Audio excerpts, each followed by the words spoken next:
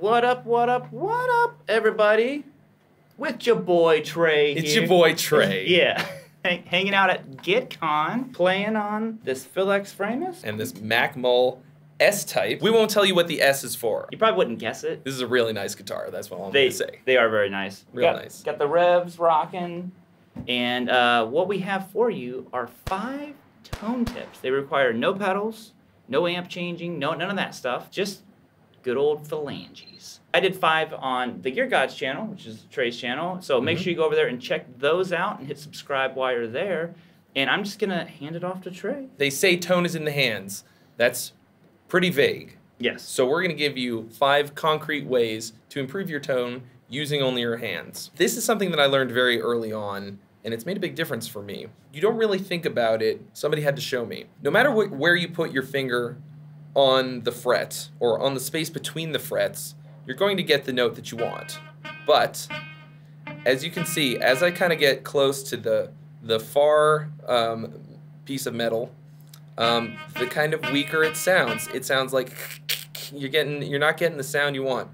In the middle, it's pretty good, but you really get the most solid tone right up against the frets without being on top of it. Because here's what happens when you go to. When you get on top of it, it's a bad sound. It's not good. At the very least, it's so what you're gonna want to do is make sure that your finger is right up against the fret as often as possible before you hit the note, and that's gonna give you, you just have a wonderful time. Just a wonderful time. I killed Rob. Seems like a small thing, but it's just one of those things, you know, you hear somebody play sometimes, and you're like, how does it sound so good? I played the same notes, I bought his rig. It's little stuff like that. Great example, Tom Quayle. Last night on stage, plugged into a rig that wasn't his own. Yep. But 100% sounded like him. Yep. And it's because it's still the way he's, attacking the notes. You got to do these little things. Yep. You guys rolling? Yeah. Give us a tone if you can believe it. That you can do using Is the video going right now? Different. Since I started doing hybrid picking, I felt I had some that's something that for me I have control of. It sounds real different.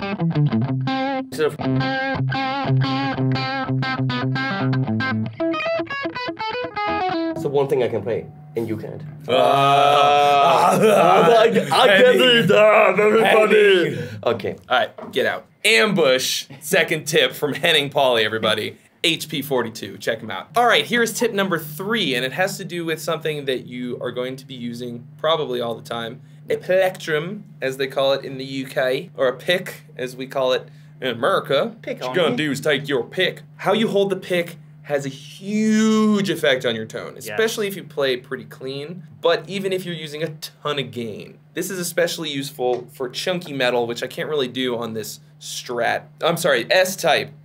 For rhythm guitar, I find using a slightly floppier pick and digging in a little harder is usually nice. But I hear people using like a tiny little Jazz 3 to record rhythm guitars, and it doesn't sound good. How much pick surface you have and how much of that pick surface you actually use makes a huge difference for how it sounds, okay? I'm gonna really grab it close to the tip, and then I'm gonna play something. Okay, and then I'm gonna do it using a lot more of the pick.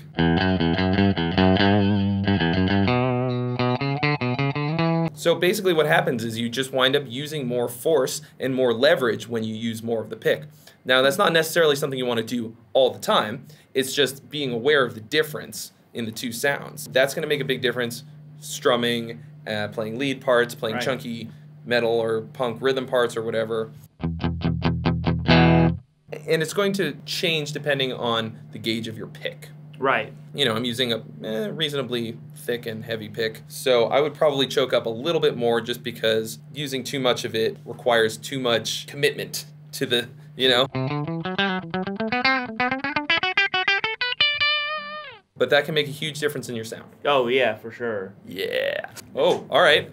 Another guest. Something that's going to improve or change the tone of your guitar without adding any piece of gear. How about this? I have a built-in vibrato under my left hand. Ready? What?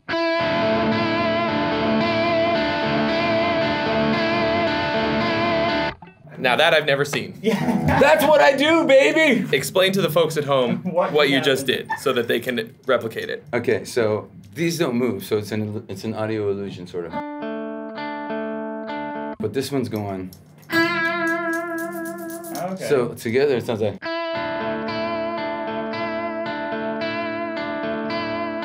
Okay, there's another way. So I'm actually only picking in 8th notes, but sometimes the 16th note triplet thing kind of squeaks in.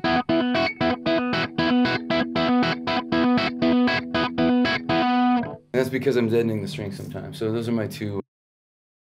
Hit him with the combo! Hit him with the combo! Hit him with the combo! Non-pedal thingy tricks. Phil X, And- everybody. Ah, thank you. You Good job. Thank you. Good job. job yourself. Thank you. This is great. Every time I can't think of a tip, I'm literally rescued by somebody from out of nowhere. You know, just the guitarist for Bon Jovi just happened to be here. happened to be here. Great. Well, that brings us to tip number 5. Hit him with the combo. Combo number 5.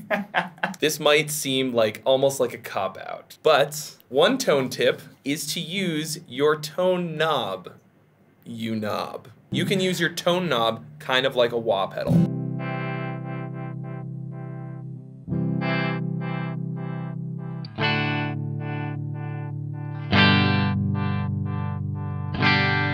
If you're just, you know, backing somebody up with some chords, it's easy to give it a little extra texture. Or like,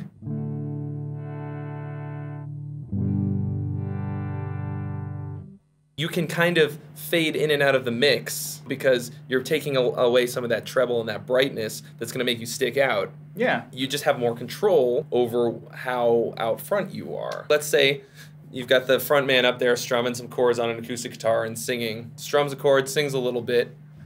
You can strum with him, and then when he's done singing, bring yourself back to the front of the mix a little bit, and then back down when he's singing.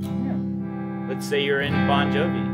Yeah, for instance, You're in a band like, I don't know, Bon Jovi. Bon Jovi. Yeah, that's just a cool, creative way to use your tone knob. And simple tone tip, it's literally labeled tone. Tone. It's the quickest way to change your tone. Quickest and easiest way to do it. And that's number 5. We just hit you with the combo. All right, guys. Nope, this is your channel. Yeah, hey. All right, guys. I tried to do my outro on your channel. Get a little bit of peanut butter in the chocolate and chocolate in the peanut butter. Hit him with the outro. It was your boy, Trey. It was your boy, Trey, and your boy, Rob. And we out of here. Make sure you subscribe to Gear Guys. Make Later, sure you guys. subscribe to Rob. Later, guys. Peace. Peace.